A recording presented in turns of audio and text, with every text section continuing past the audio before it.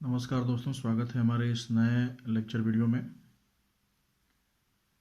जिसमें हम बात करेंगे क्विट इंडिया मूवमेंट की, इसके नेचर और एक्सटेंट की, और स्पेशल रेफरेंस हम देंगे बिहार की। दरअसल क्विट इंडिया मूवमेंट के बारे में हमने ऑलरेडी काफ़ी पढ़ रखा है, लेकिन ये जो भी हमने पढ़ा है वो नेशनल लेवल पे पढ़ा है। हम आज पढ़ेंगे specific quit India movement Bihar में किस तरह से इसका नेचर रहा और ये कितना एक्सटेंट तक ये स्प्रेड किया, कितना एक्सटेंट तक ये फैला। ठीक है दोस्तों, सबसे पहले हम बात करेंगे थोड़े से बैकग्राउंड की। बैकग्राउंड जानना बहुत आवश्यक है क्विट इंडिया मूवमेंट के बारे में। क्रिप्स मिशन, जो कि वर्ल्ड वॉर टू जब स्टार्ट हुआ था, उस वक्त भारत के जो लीडर्स थे वो वर्ल्ड वॉर टू का अपोज कर रहे थे। तो क्रिप्स मिशन ब्रिटिश गवर्नमेंट ने एक सर स्टफर्ड क्रिप्स के साथ भेजा था, जिसमें उन्होंने बात कही थी कि भारत को डोमिनियन स्टेटस दिया जाएगा और कॉन्स्टिट्यूएंट असेंबली यानी कि संविधान सभा का गठन किया जाएगा वर्ल्ड वॉर टू खत्म होने के बाद। ये मिशन भारत में मार्च 1942 में आया था। इंडियन लीडर्स ने इसे सिरे से नकार दिया और ये मिशन फेल हो गया। कारण ये रहा कि इंडियन लीडर्स ने कहा कि हमें कंप्लीट फ्रीडम चाहिए, पूर्ण स्वराज चाहिए, स्वाधीनता चाहिए, और कॉन्स्टिट्यूएंट असेंबली यानी कि संविधान सभा का जो निर्माण होगा वो जल्द से जल्द होना चाहिए। इसी क्रम में 31 जुलाई 1942 को राजेंद्र प्रसाद जी ने बिहार प्रदेश कांग्रेस कमेटी की एक मीटिंग बिठाई, जिसमें उन्होंने एक बड़े स्ट्रगल के लिए तैयार रहने के लिए अपने लोगों से कहा, जो उस वक्त के कांग्रेस के मेंबर्स थे।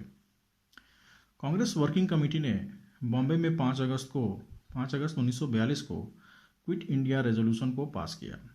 ऑल इंडिया कांग्रेस कमेटी ने बॉम्बे में 7 अगस्त 1942 को इस रेजोल्यूशन को एंडोर्स किया और 8 अगस्त 1942 को क्विट इंडिया मूवमेंट लॉन्च हो गया। गांधी जी ने नारा दिया, डू और डाई का। 9 अगस्त 1942 को सुबह में सारे मेजर लीडर्स जो थे वो अरेस्ट कर लिए गए। इंडियन नेशनल कांग्रेस को एक इलीगल ऑर्गेनाइजेशन घोषित कर दिया गया। दोस्तों, हम बात करते हैं बिहार में कि बिहार में इसका एक्सटेंट क्या रहा। अगर आप देखेंगे तो पाएंगे कि 9 अगस्त 1942 को डॉक्टर राजेंद्र प्रसाद को अरेस्ट कर लिया गया और उनको बांकीपुर जेल में रखा गया। जितने भी अकाउंट थे बिहार स्टेट कांग्रेस कमेटी के, वो सारे अकाउंट, उनके प्रेस, उनके जितने भी खाते थे वो सारे सील कर लिए गए, जब्त कर दिए गए। 11 अगस्त 1942 आते आते सारे मेजर लीडर्स जैसे फुलेना प्रसाद, अनुग्रह नारायण सिन्हा, मथुरा प्रसाद, ये सारे लोगों को अरेस्ट कर लिया गया। इन लीडर्स के अरेस्ट होने की वजह से एक लीडरलेस यानी लीडर वैक्यूम की स्थिति उत्पन्न हुई। इस वैक्यूम को पूरा किया बिहार के यूथ ने, जो सामने आए और लीडर्स के रूप में सामने आए और इन लीडर्स की जगह ली। ये जो यूथ थे वो डू और डाई के नारे से काफ़ी इंस्पायर्ड थे। 11 अगस्त 1942 को स्टूडेंट्स का एक बहुत बड़ा झुंड पटना सेक्रेटेरिएट बिल्डिंग की तरफ आगे बढ़ रहा था। उनका उद्देश्य था कि पटना सेक्रेटेरिएट बिल्डिंग पर नेशनल फ्लैग को फहराया जाए, वो नेशनल फ्लैग जो कि उस वक्त कांग्रेस का फ्लैग था। 13-14 राउंड बुलेट फायर किए गए। उस वक्त के डीएम थे WG आर्चर। उनके आदेश पर इन स्टूडेंट्स पर 13 से 14 राउंड बुलेट फायर किए गए, जिसमें से 7 स्टूडेंट मारे गए। वो हाथ में उस झंडे को लिए हुए पटना सेक्रेटेरिएट के बिल्डिंग पर मारे गए। उस जगह को हम अल्टार ऑफ लिबर्टी के नाम से जानते हैं और 11 अगस्त 1942 को मार्टर्स डे यानी कि शहीद दिवस के रूप में मनाया जाता है। हमने देखा होगा एक एक एक एक चित्र देखा होगा जो कि काफ़ी प्रसिद्ध है, जिसमें एक स्टूडेंट हाथ में झंडा लिए खड़ा है और उसके पीछे 6 स्टूडेंट्स लेटे हुए हैं, एक दूसरे को सपोर्ट कर रहे हैं। यही जो सिंबल है, ये सिंबल दर्शाता है कि पटना सेक्रेटेरिएट के बिल्डिंग पे वो 7 स्टूडेंट किस तरह से उस झंडे को फहरा रहे थे और मारे गए, यानी शहीद हो गए हमारे लिए। इस घटना के बाद पूरे बिहार में वायलेंस, अफरा तफरी, हिंसा फैल गई। लोग जहाँ जिसको जो मिला पब्लिक प्लेस पे गवर्नमेंट प्रॉपर्टीज जो मिला वो तोड़ दे रहा था, जैसे telegraph line, police station, post office, कोई भी गवर्नमेंट प्रॉपर्टी, सारे लोग तोड़फोड़ मचा रहे थे। सहरसा और सुपौल में पंचायती राज इंस्टीट्यूशंस की स्थापना की गई। एक तरह से पैरेलल गवर्नमेंट एडमिनिस्ट्रेशन की स्थापना की गई। कुछ स्थानों पर स्टूडेंट्स ने कुछ ट्रेन्स को रेलगाड़ियों को कैप्चर कर लिया, अपने कब्जे में ले लिया, और उन रेलगाड़ियों से सत्याग्रहियों को एक जगह से दूसरी जगह भेजा गया। ऐसे रेलगाड़ियों को स्वराज ट्रेन का नाम दिया गया।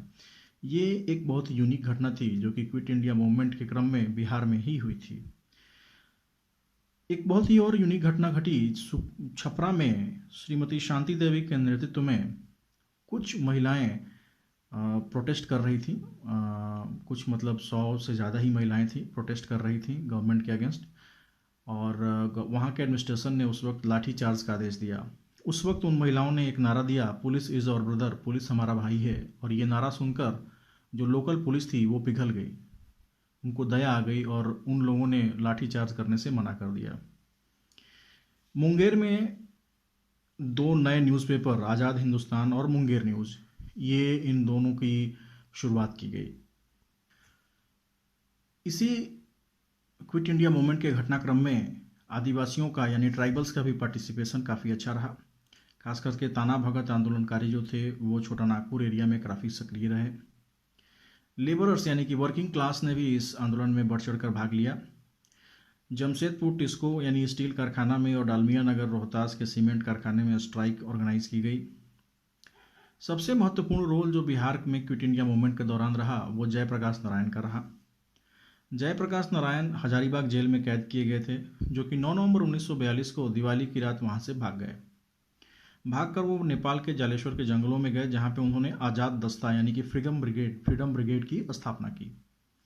ये ब्रिगेड, इसके 3 मुख्यतः कार्य थे। एक तो गुरिल्ला वॉरफेयर यानी कि छापामार दस्ता के रूप में कार्य करना। दूसरा जो युवा थे, जो यूथ थे, उनको आर्म स्ट्रगल के लिए, सशस्त्र विद्रोह के लिए तैयार करना और लोगों में स्ट्रगल का, फ्रीडम स्ट्रगल का, सत्याग्रह की भावना को जलाए रखना। ये 3 इसके मुख्य उद्देश्य थे। इसके कुछ महत्वपूर्ण मेंबर थे राम मनोहर लोहिया, जो सीक्रेट इस आज़ाद दस्ता ने एक सीक्रेट रेडियो विंग की स्थापना की थी, जिसके इंचार्ज थे राम मनोहर लोहिया। सूरज नारायण सिंह बिहार यूनिट के इंचार्ज थे और सरदार नित्यानंद उनके चीफ ट्रेनर थे, जो कि हथियार चलाने की ट्रेनिंग, गुरिल्ला दस्ता कैसे काम करता है, इस तरह की ट्रेनिंग यूथ को देते थे। इनके टारगेट्स थे, पहला टारगेट था ट्रांसपोर्ट और मीन्स ऑफ कम्युनिकेशन, यानी कि post office, telegraph line, road, railway line etcetera. दूसरे जो थे इसके टारगेट, इनके जो थे वो इंडस्ट्रियल यूनिट्स थे, इंडस्ट्रीज थी, फैक्ट्रीज थी, जहाँ वो बम और अम्यूनिशन फेंक देते थे। ट्रांसपोर्ट और कम्युनिकेशन की चीज़ों को तोड़फोड़ के लिए लाठी, डंडा इत्यादि चीज़ का उपयोग करते थे और पब्लिक ऑफिसेज में वो आग लगा दिया करते थे। इन आज़ाद दस्ता में इनके 2 ग्रुप थे। पहला ग्रुप एक सीक्रेट ग्रुप था जो कि इन सारी वायलेंट एक्टिविटीज़ को, हिंसावादी एक्टिविटीज़ को ऑर्गेनाइज और करता था, एक्शन करता था। और दूसरा एक ओपन ग्रुप था जो कि मेन स्ट्रीम स्ट्रगल, जो कि इंडियन नेशनल कांग्रेस के द्वारा किया जा रहा था, उसको वो प्रमोट करते थे। क्विट इंडिया मूवमेंट में बिहार में काफ़ी ब्रूटल एक्शन लिया गया गवर्नमेंट के द्वारा, इसको सप्रेस करने के लिए, इसको दबाने के लिए। जैसे कि सिवान थाना में झंडा फहराते वक्त फुलेना प्रसाद को गोली मार दी गई। उसी तरह ध्रुव कुमार को कटिहार में और श्याम बिहारी लाल को गया में गोली मार दी गई। ये दोनों भी झंडा ही फहरा रहे थे। 1943 आते आते बिहार के सारे लीडर्स को, इंक्लूडिंग जयप्रकाश नारायण जो कि हजारीबाग जेल से भाग गए थे, उनको भी पुनः गिरफ्तार कर लिया गया। और आंदोलन खत्म होते होते लगभग 15,000 लोगों को अकेले बिहार में गिरफ्तार किया गया था। अब हम बात करते हैं नेचर की। क्विट इंडिया मूवमेंट का नेचर कैसा था? तो ये एक pan India pan Bihar struggle था, जिसमें लगभग सभी जिलों में ये स्ट्रगल हुआ था।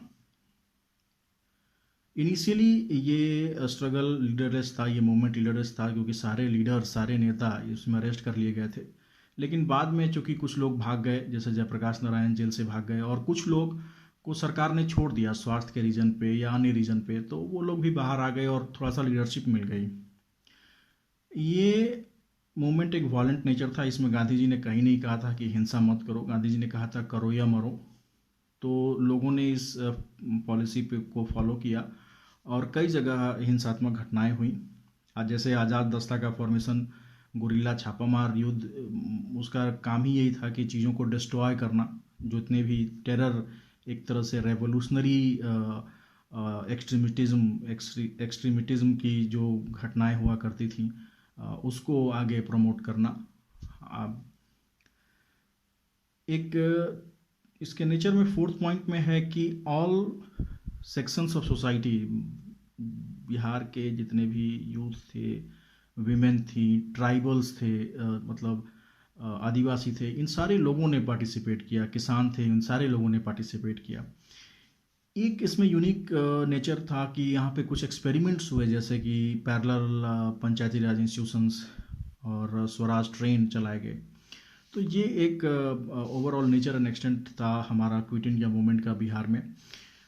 हम इसमें अब प्रश्न को देखते हैं। पहला प्रश्न हम देखेंगे जो डायरेक्ट प्रश्न है, analyse the nature and extent of quit India movement with special reference to Bihar, जो कि हमारा मेन टॉपिक भी था।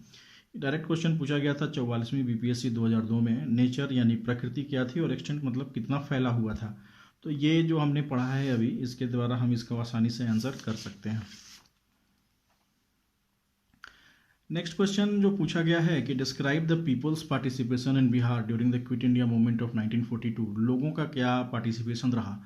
तो हमने लोगों के नाम सहित और ग्रुप सहित हमने डिस्कस किया है, जो कि 60वीं 62वीं बीपीएससी 2018 में पूछा गया था। तो यहाँ से आंसर हम आसानी से दे सकते हैं।